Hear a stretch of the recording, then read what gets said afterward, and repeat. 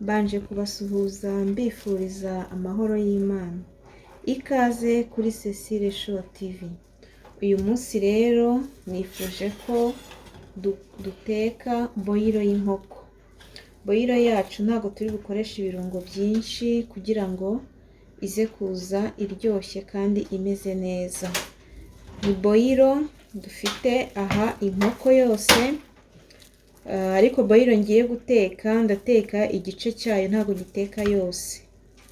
Dufite inyanya hano, dufite igitunguru cya puwaro, dufite boyiro y'inkoko, ndashyiramo kamwe boyiro y'inkoko,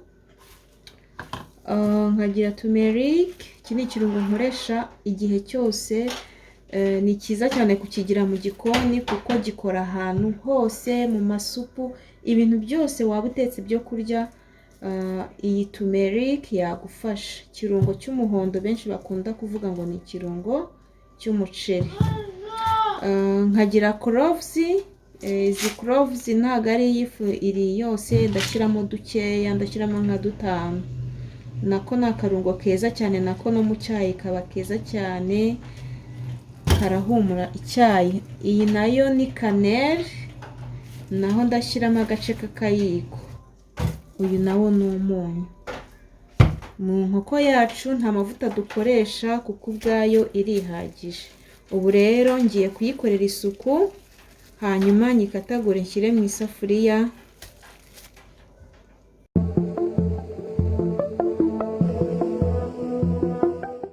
Boyiro yacu rero nifuje kuyitekana n'ibirayi. Ni boyiro nziza cyane iryoha, ikaba nziza ku bamama, akarusho ku bamama bonsa, yongera amashereka.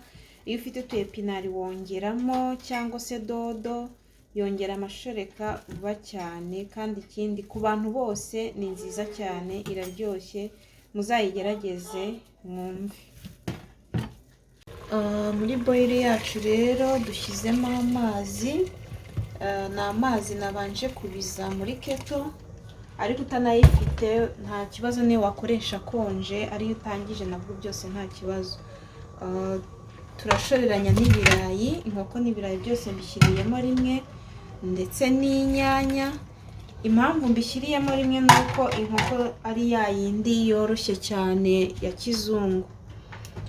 Nshyizemo n'akunyu gakeya kubera yuko turi bukoreshe boyiro y'inkoko. Iyo ukoresheje boyiro y'inkoko rero iba ifite umunyu wayo, niyo mpamvu ushyiramo gakeya.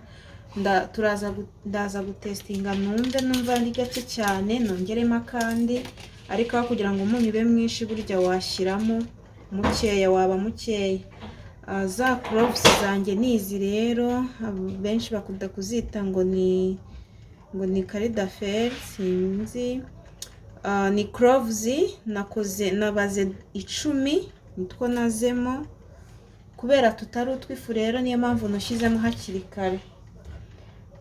Nshyizemo na kaneri, naho mpimye gakeya. Mbese ushyiramo bitewe n'iyo ukunda uko ingana, ariko nanone bibaye byinshi cyane nabwo byabiha. Nkurikizaho na cya kirungo nababwiraga cy'umuhondo, tumerike. Hanyuma hakurikiraho kuvanga. Ndabivanga neza byose kugira bino birungo by'ifu nabyo bibe byashya. Mbibutse ko muri iyi boyiro nta mavuta ajyamo, urabitogosa gutya n'amazi menshi. Kandi ushobora gukoresha n'ibindi ushaka. Ushobora no gushyiramo imboga nk'uko nabivuze, cyangwa epinari, nta kibazo. Ngiye nashatse gukoresha ibintu bidafite ibirungo byinshi. Igihe cyo gushyiramo puwaro na tungurusumu kirageze. Impamvu tubishyiramo nyuma ni ukugira ngo bidashya cyane, agahumuro kacu kagashiramo. Ariko iyo ubishyizemo nyuma, akagahumuro kagumamo. Nshyizemo udutungurusumu tuno dukeke 3, na ya puwaro namaze kuyikata neza, nayo nyishyizemo. ndavanga.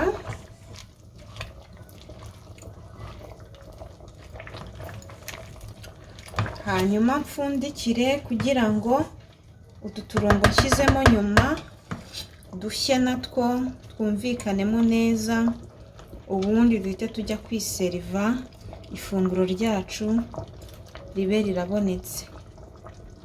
Iyi sosi nabibutsa yuko n'umwana uzi kurya nawe yayirya, ariko we umwana utarageza umwaka ntago wamuha ibirimo umunyu, mwaza kuwushyiramo nyuma we yamaze kubibona. Kandi ikindi, umwana uri munsi y'amezi 8 we urabisya bigasa nk'igikoma, bikamera nk'igikoma, ukabona kumuha ukokora iyi nkoko n'iki kirayi ugashyiramo agasupu washyizemo n'utu turungo twose, warangiza ugaha umwana uri hejuru y'amezi 8 we ubinombesha ikiyiko, kuko aba yarameze amenyo, akajya agerageza guhekenya n'utwinyo twiwe nyine n'ibihanga biba byarakomeye.